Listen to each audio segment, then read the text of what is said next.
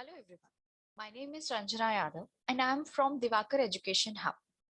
Diwakar education hub पर UGC net JRF के आपको किसी भी सब्जेक्ट से related best study notes Hindi और इंग्लिश मीडियम में प्रोवाइड कराए जाते हैं। आप अपने सब्जेक्ट से रिलेटेड एक डेमो और नोट्स कलेक्ट कर सकते हैं।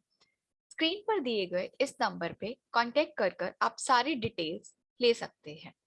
तो आज हम स्टार्ट करने जा रहे हैं यूजीसी ने जेआरएफ हिस्ट्री का जो टॉपिक है। हमने अपनी लास्ट क्लास में वैदिक काल के बारे में पढ़ा था। आज हम अब इस लेक्चर में उत्तर वैदिक काल के बारे में पढ़ेंगे। जो उत्तर वैदिक काल है वो 1000 बीसी से 6000 बीसी तक माना जाता है। तो स्टार्ट करते हैं हम अपना लेक्चर जो आपके एग्जाम में बहुत ही इंपॉर्टेंट है। सबसे पहले जानते हैं उत्तर वैदिक काल के बारे में। उत्तर वैदिक काल का भौगोलिक विस्तार कहां से कहां तक है। जैसा कि हमने अभी लास्ट क्लास में पढ़ा था कि जो ऋग्वैदिक काल है वो 1500 ईसा पूर्व से लेकर के 1000 ईसा पूर्व तक के काल को क्या कहा जाता है, ऋग्वैदिक काल कहा जाता है। और उसके बाद 1000 ईसा पूर्व से 600 ईसवी पूर्व तक के काल को क्या कहा जाता है, उत्तर वैदिक काल को कहा जाता है। ये जो ऋग्वैदिक काल था ये मुख्यतः दो भागों में विभाजित था, एक ऋग्वैदिक काल और दूसरा उत्तर वैदिक काल। तो उत्तर वैदिक काल में ऋग्वेद को छोड़कर, क्योंकि ऋग्वेद की जो रचना है वो तो ऋग्वैदिक काल में हो गई थी 1500 से 1000 ईसा पूर्व, लेकिन इसके बाद की जो वेद हैं उसकी रचना कब हुई है, उसकी रचना उत्तर वैदिक काल में हुई है। जैसे ऋग्वैदिक काल को छोड़कर अन्य जो वेद थे वो और ब्राह्मण, अरण्यक एवं उपनिषद आदि की रचना कब की गई थी, उत्तर वैदिक काल में की गई थी। इस काल में 3 वेदों यानी कि सामवेद, यजुर्वेद और अथर्ववेद के अतिरिक्त ब्राह्मण, अरण्यक, उपनिषद और वेदांश या वेदांतों की रचना हुई थी। ये सभी ग्रंथ किससे है, उत्तर वैदिक काल से संबंधित माने जाते हैं। तो ये जो सभी ग्रंथ हैं ये उत्तर वैदिक काल के क्या माने जाते हैं, ये साहित्यिक स्त्रोत्र माने जाते हैं क्योंकि इनकी रचना उत्तर वैदिक काल में हुई थी। ठीक है, उसके बाद नेक्स्ट आता है कि इस काल में जो बर्तन थे वो कैसे थे, धूसर मृद भांड थे।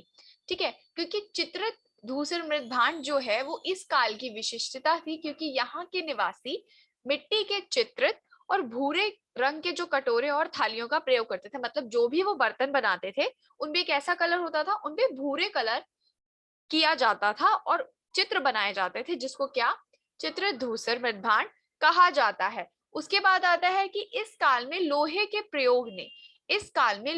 प्रयोग ने सामाजिक आर्थिक क्रांति पैदा कर दी थी। मैंने आपको कल बताया था कि लोहे का जो खोज हुआ था वो कब हुआ था, 1000 बीसी से स्टार्ट हुआ था। तो ये कब हुआ था, उत्तर वैदिक काल में हुआ था। तो उत्तर वैदिक काल में ही आर्यों का जो विस्तार था वो अधिक हो गया था, क्योंकि यहाँ पे क्या था, अब लोहे के हथियार और अश्वचलित रथों का प्रयोग शुरू हो गया था, जिसके कारण से क्या हो गए थे ये लोग, और ज्यादा क्षेत्रों में इन्होंने विस्तार कर लिया था। और यहाँ का जो उत्तर वैदिक काल का जो मुख्य केंद्र था सभ्यता का वो क्या था, मध्य प्रदेश था। क्योंकि ऋग्वैदिक काल का क्या था, ब्रह्मवर्त था। तो उत्तर वैदिक काल की सभ्यता का जो मुख्य केंद्र था वो मध्य प्रदेश माना जाता है, जिसका प्रसार सरस्वती से लेकर के गंगा के दोआब तक माना जाता है। तो आपसे ये कई बार क्वेश्चन पूछा जा सकता है कि उत्तर वैदिक काल की जो सभ्यता थी उसका केंद्र कहाँ था, तो आप क्या बताएंगे, मध्य प्रदेश। कहां से कहां तक था, कौन से दोआब तक था, तो सरस्वती से लेकर के गंगा के दोआब तक इसका जो विस्तार था। नेक्स्ट आती है इनकी राजनीतिक व्यवस्था कैसी थी, इसके बारे में जानते हैं। क्योंकि ऋग्वैदिक काल की राजनीतिक व्यवस्था तो इतनी ज्यादा नहीं थी जितनी इसके अंदर थी। तो इसकी जो उत्तर वैदिक काल की जो राजनीतिक व्यवस्था है इसके बारे में हमें जानकारी कौन से ब्राह्मण से मिलती है, ऐतरेय ब्राह्मण से मिलती है। ऐतरेय ब्राह्मण में वर्णित शासन की जो पद्धतियां हैं वो इस प्रकार है। जैसे ये क्या है, ये स्थितियां हैं, ये क्या है, ये स्थितियां हैं। और इन स्थितियों में भी क्या बताया जा रहा है, इन स्थितियों में भी बताया जाएगा शासन का नाम और शासन प्रधान। ठीक है, तो जो पूर्व की स्थिति है, पूर्व में क्या आता है, पूर्व में साम्राज्य होता है जिसका प्रधान कौन होता है, सम्राट। पूर्व में, अब जैसे ये मान लो ये डायरेक्शन आ गया, ठीक है, ये डायरेक्शन मान लो इसको ऐसे, तो ये क्या हो गया, ये नॉर्थ हो गया, ये ईस्ट हो गया आपका पूर्व, ये वेस्ट हो गया, ये वेस्ट हो गया, सॉरी ये साउथ हो गया, वेस्ट नहीं आएगा ये क्या है, ये साउथ है, ये क्या आ जाएगा, ये साउथ आ जाएगा।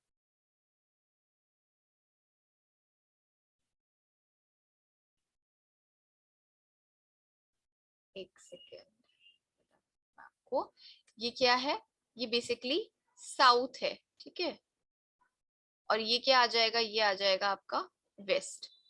तो यहाँ का जो पूर्व है, ये पूर्व का जो साम्राज्य है, इसके शासन का नाम क्या है, यहाँ क्या आएगा, साम्राज्य, और इसका प्रधान कौन होगा, सम्राट। इसका प्रधान कौन होगा, इसका प्रधान होगा आपका सम्राट।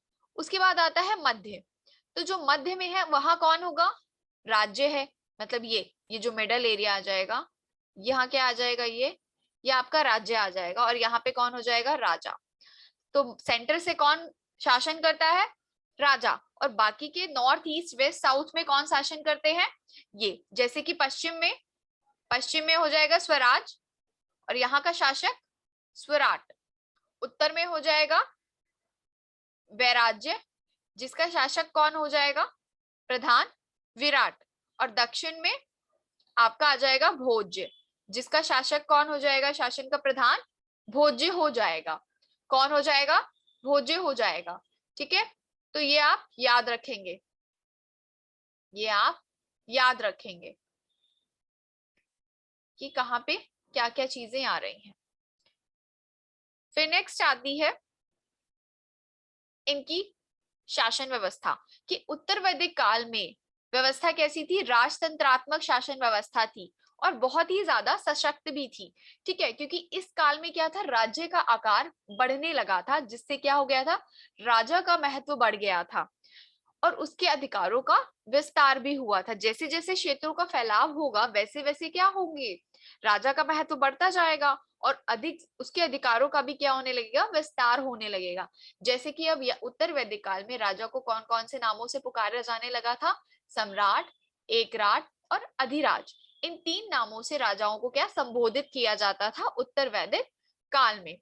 इस काल में राजा का पद क्या हो गया था, वंशानुगत हो गया था, और राष्ट्र शब्द का प्रयोग सर्वप्रथम उत्तर वैदिक काल में ही किया गया था। तो आपसे एग्जाम में ये क्वेश्चन पूछा जा सकता है कि राष्ट्र शब्द का प्रयोग किस काल में किया गया था सर्वप्रथम, तो आपको ऑप्शंस में दे देगा उत्तर वैदिक काल, ऋग वैदिक काल, या मौर्य काल, या कोई भी ऐसे दे देगा ऑप्शन में, 4 ऑप्शन। तो आपको पता होना चाहिए कि राष्ट्र शब्द का सर्वप्रथम प्रयोग जो है वो कहां पर किया गया था, उत्तर वैदिक काल में किया गया था, क्योंकि राष्ट्र राजा से मिलकर बना है। जैसे जैसे क्षेत्र का विस्तार किया तो राजा का आकार और महत्व दोनों बढ़ा है।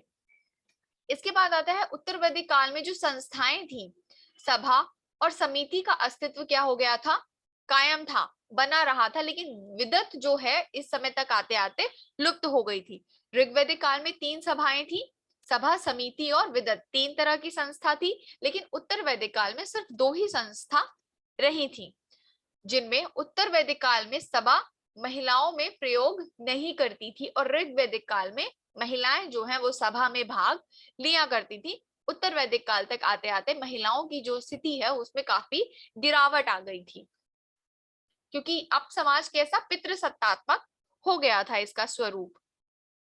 फिर आता है कि यजुर्वेद में, जो यजुर्वेद है उसमें राज्य के उच्च अधिकारियों का क्या कहा जाता है, रत्नी कहा जाता है। उच्च जो पद अधिकारी होते थे राज्य के, यजुर्वेद में उनको क्या कहा जाता है, उनको रत्नीय कहा जाता है। और ये किसके, राज परिषद के क्या होते थे, सदस्य होते थे, जिनकी संख्या 12 बताई जाती है। और रचनियों की सूची में राजा के संबंधी, मंत्री और विभागाध्यक्ष और दरबारी आते थे। रत्नियों में कौन कौन शामिल था, राजा के जो संबंधी होते थे वो, मंत्री और विभाग के जो अध्यक्ष होते थे, और जो दरबारी आते थे उनकी जो है सूची किस पे मिलती थी, रत्नियों में मिलती थी।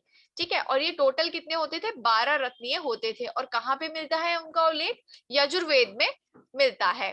फिर आता है उत्तर वैदिक काल। उत्तर वैदिक काल में त्रिकुट, त्रिकुट, केज और मैनाम, ये जो है कहाँ पे, हिमालय क्षेत्र में स्थित हैं। इन पर्वतों का उल्लेख किसमें मिलता है, उत्तर वैदिक काल में मिलता है। जिसमें क्या आता है, अब विदेह और माधव जो है उसका भी उल्लेख शतपथ ब्राह्मण में मिलता है, जो कहाँ पे, आर्यों के गंगा नदी के पूर्व की ओर विस्तार का क्या माने जाते हैं, विस्तार का प्रतीक माने जाते हैं। फिर आता है इसमें वैदिक कालीन शासन की जो सबसे बड़ी इकाई थी वो कौन सी थी, जन, जिसने क्या स्थान ले लिया था, जनपद। ऋग्वैदिक काल में ये क्या थी, जन थी। वो बताया गया था ना कि जो कबीला है वो किस में बटा हुआ था, विश्व में बटा हुआ था, जन में बटा हुआ था। और उत्तर वैदिक काल तक आते आते ये किस में पड़ गया था, जनपद में विभाजित हो गया था। इसके बाद आते हैं सेनानी और सेनापति। ठीक है, तो ये क्या है, कुछ सेनापति हैं और सेनानी हैं। तो जैसे क्या, सुत, सुत को क्या बोला जाता है, राजा का सारथी। ये क्वेश्चंस आते हैं कई बार एग्जाम में, मैचिंग के लिए आ जाएगा, नहीं तो ऑड वन आउट के लिए आ जाएगा। या फिर डायरेक्टली पूछा जा सकता है कि ग्रामीणी कौन होता है, तो ग्रामीणी कौन होता है, ग्राम का मुखिया। भागंदुक कौन होता है, कर संग्रह करता। संग्रह कौन होता है, कोषाध्यक्ष को कहा जाता है। अक्षयवाय कौन होते हैं, पासे के खेल में जो राजा का सहयोग करते थे उनको अक्षयवाय कहा जाता था। गोविका कर्ता किसको बोला जाता है, जंगल विभाग के जो प्रधान होते थे उनको क्या बोला जाता है, गोवी कर्ता बोला जाता है। फिर नेक्स्ट आता है पलागल। पलागल किसको बोला जाता है, विदूषक को बोला जाता है। और महिषी रानी के लिए, जो कि मुख्य रानी होती थी, उनके लिए प्रयुक्त किया जाता था उत्तर वैदिक काल में। उसके बाद आता है युवराज।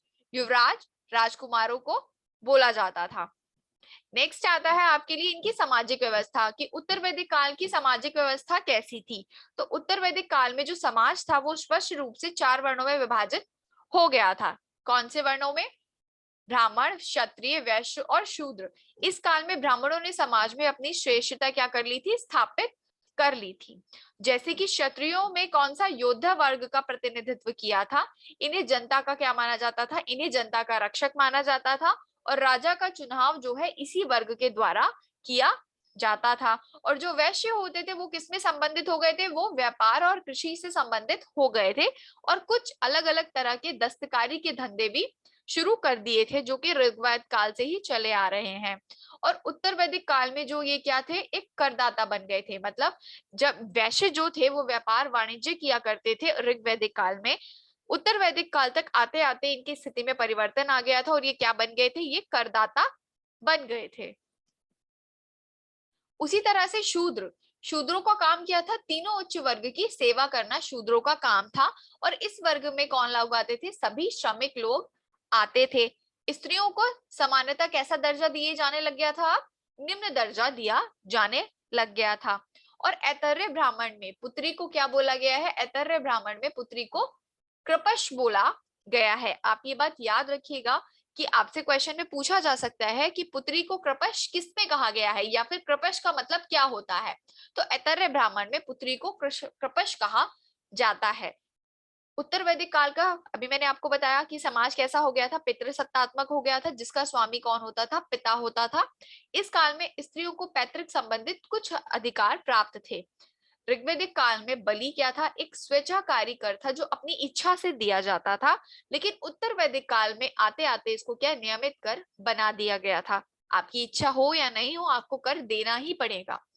उसी तरह से अथर्ववेद के अनुसार क्या था, राजा को आय का कौन सा भाग मिलता था, 16वां भाग मिलता था उत्तर वैदिक काल में। फिर आता है उत्तर वैदिक काल में क्या हो गई थी, गोत्र व्यवस्था स्थापित हो गई थी। जिसमें गोत्र शब्द का अर्थ क्या था, वह स्थान जहां समूचे कुल के गोधन को एक साथ रखा जाता है। परंतु बाद में इस शब्द का प्रयोग क्या हो गया था, एक मूल पुरुष और वंशज से कर दिया गया था। मतलब एक गोत्र निर्धारण कर दिया गया था कि आप इस गोत्र से संबंधित हैं। ये व्यवस्था कब आई थी, ये व्यवस्था उत्तर वैदिक काल में आई थी। उसी तरह से उत्तर वैदिक काल में 3 आश्रमों के बारे में भी चर्चा की गई है। कौन से आश्रम थे, ब्रह्मचर्य, गृहस्थ और वानप्रस्थ की जानकारी मिलती है। इस समय चौथे आश्रम संन्यास की स्थापना अभी नहीं हुई थी। ठीक है, सर्वप्रथम चारों आश्रमों का उल्लेख कौन से उपनिषद में मिलता है? चारों आश्रमों का उल्लेख जबालो उपनिषद में मिलता है। आपसे एग्जाम में पूछा जा सकता है कि जो 4 आश्रम थे उनका उल्लेख किसमें किया गया है? तो सर्वप्रथम जो है चारों आश्रम का एक साथ उल्लेख जबालो उपनिषद में किया गया है। फिर आती है उत्तर वैदिक कालीन अर्थव्यवस्था। अब हम उत्तर वैदिक कालीन की क्या पढ़ेंगे? अर्थव्यवस्था के बारे में पढ़ेंगे, जिसमें सबसे पहले हम जानेंगे कृषि और पशुपालन के बारे में। तो उत्तर वैदिक कालीन ग्रंथों में लोहे के लिए कौन से शब्द का प्रयोग किया गया है? लोह अयस और कृष्ण, अयस और कृष्ण शब्द का प्रयोग किया गया है। अतरंजी खेड़ा में पहली बार कृषि से संबंधित लौह उपकरण प्राप्त हुए हैं। मैंने आपको बताया था कि 1000 बीसी में अतरंजी खेड़ा से लोह के साक्ष्य हमें प्राप्त हुए हैं। तो उत्तर वैदिक काल में आर्यों का जो मुख्य व्यवसाय था वो क्या था? कृषि बन गया था। शद्र ब्राह्मण में कृषि की चारों क्रियाएं कौन सा? जुताई, बुनाई, कटाई और मड़ाई का उल्लेख मिलता है। आपसे ये क्वेश्चन पूछा जा सकता है कि कृषि की चारों क्रियाओं का उल्लेख किसमें मिलता है? तो शतपथ ब्राह्मण में मिलता है। या कृषि की 4 तरह की क्रियाएं कौन सी होती है? तो कौन सी होती है? जुताई, बुनाई, कढ़ाई और मड़ाई। इसका उल्लेख शतपथ ब्राह्मण में मिलता है। अथर्ववेद में जो पृथुवन्य है इसको क्या बोला जाता है? हल एवं कृषि का आविष्कार कहा गया है। अथर्ववेद में हल को क्या बोला गया है? पृथुवन्य बोला गया है। ये सारे शब्द आपसे शब्दावली में बेसिकली पूछे जाते हैं, तो आपको ये चीजें याद रखनी होंगी कि किस कौन से शब्द का क्या मतलब होता है। जैसे कि अब क्या था, हल का प्रयोग होने लग गया तो कृषि और पशुपालन का क्या हो गया? महत्व काफी बढ़ गया था, जिसमें क्या था? गाय और घोड़ा आर्यों के सबसे उपयोगी थे। उसी तरह से वैदिक साहित्य से क्या पता चलता है कि ये लोग देवताओं से पशु की वृद्धि के लिए प्रार्थना करते थे। फसलें कौन कौन सी थी यहाँ पे? यहाँ पे यव को क्या कहा गया है? जौ कहा गया है। गौ नहीं आएगा, जौ आएगा, जौ आएगा, जौ। ये कौन सी फसल है? ये यव क्या थी? ये जौ थी। ठीक है, यौ नहीं आएगा यहाँ पे, जौ आएगा। और व्रीहि क्या था? धान था।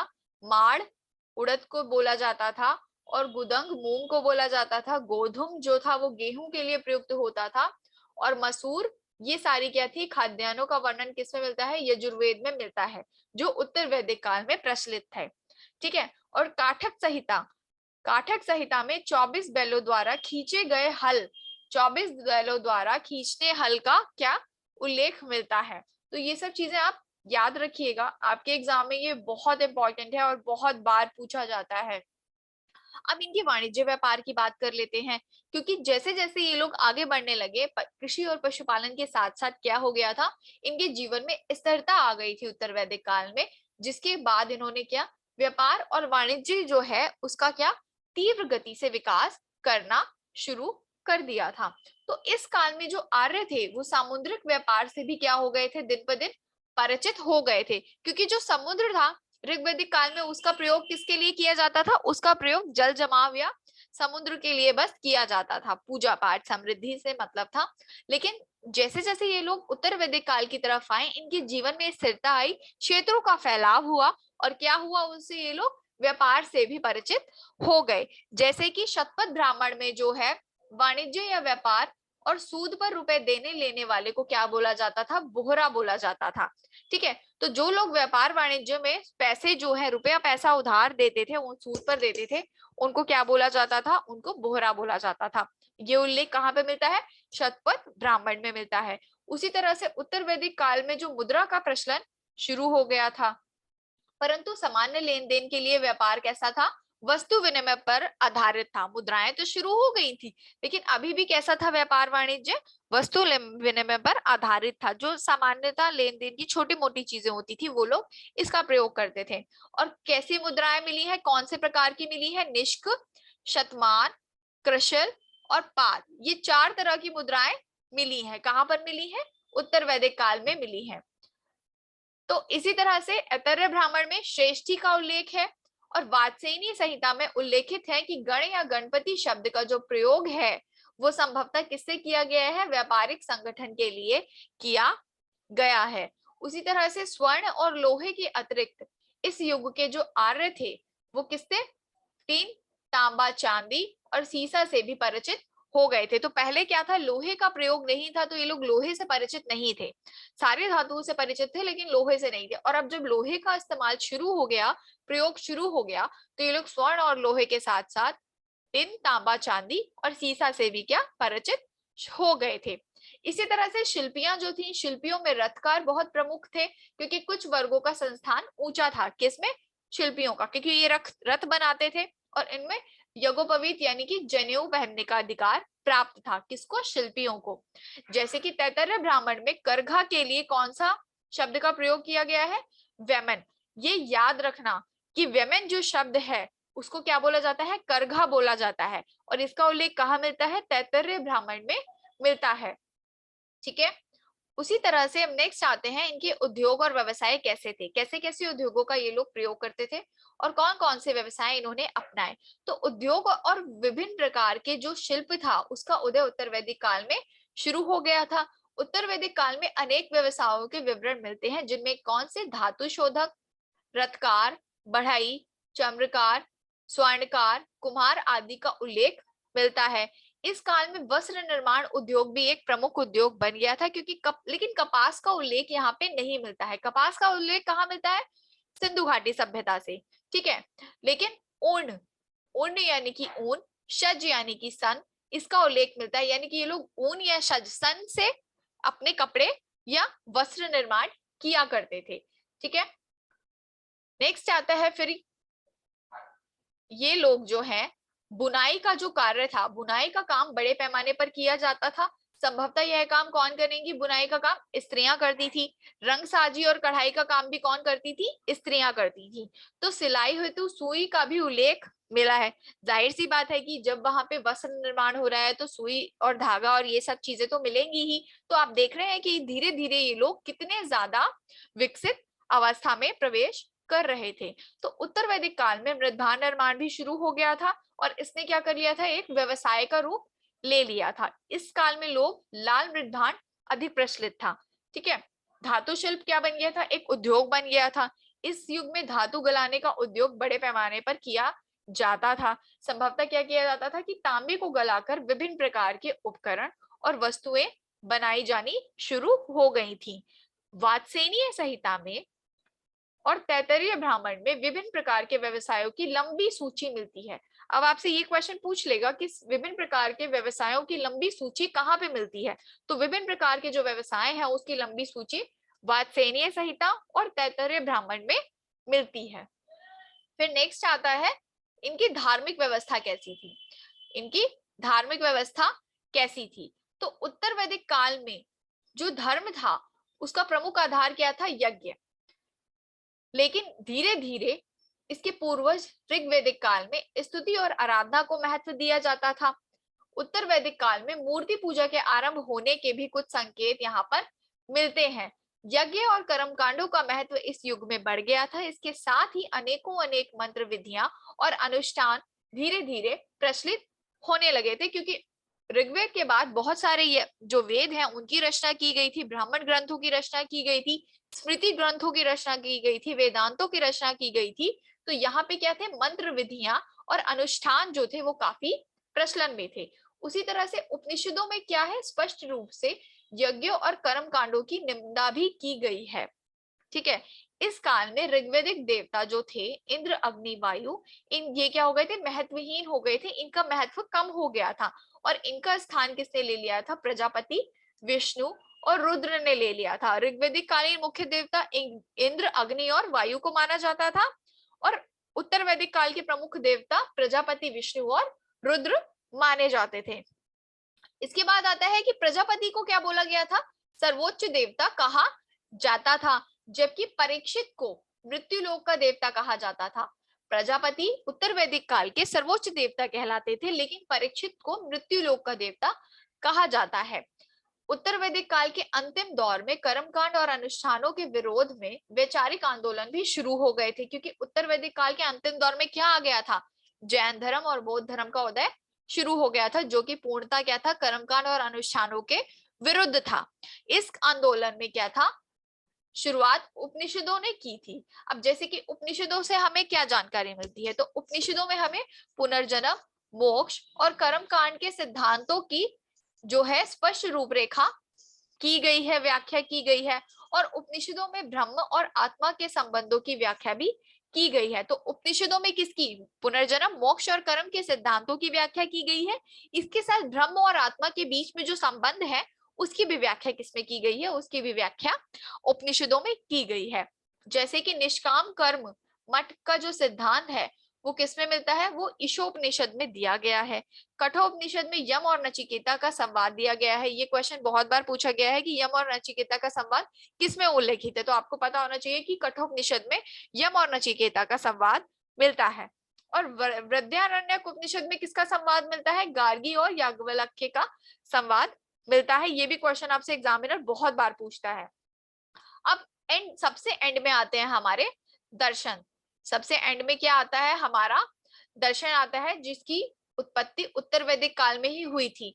वासुदेव संप्रदाय और 6 दर्शनों का आविर्भाव उत्तर वैदिक काल में ही शुरू हुआ था। दर्शन कितने हैं? 6 दर्शन है। और इसके प्रवर्तक कौन कौन है ये देखते हैं। ये क्वेश्चन हमेशा मैचिंग में आता है, तो आपको ये पता होना चाहिए कि योग से संबंधित कौन है? पतंजलि। सांख्य से संबंधित है कपिल। न्याय से संबंधित है गौतम। पूर्व मीमांसा से संबंधित है जैमिनी। उत्तर मीमांसा बद्रायन का है। और वैशेषिक से संबंधित है कनाद और उलूक। कनाद और उलूक जो है वो वैशेषिक से संबंधित है। नाउ अभी क्या खत्म हुआ? उत्तर वैदिक काल। नेक्स्ट क्लास में हम वैदिक लिटरेचर के बारे में पढ़ेंगे। Thank you.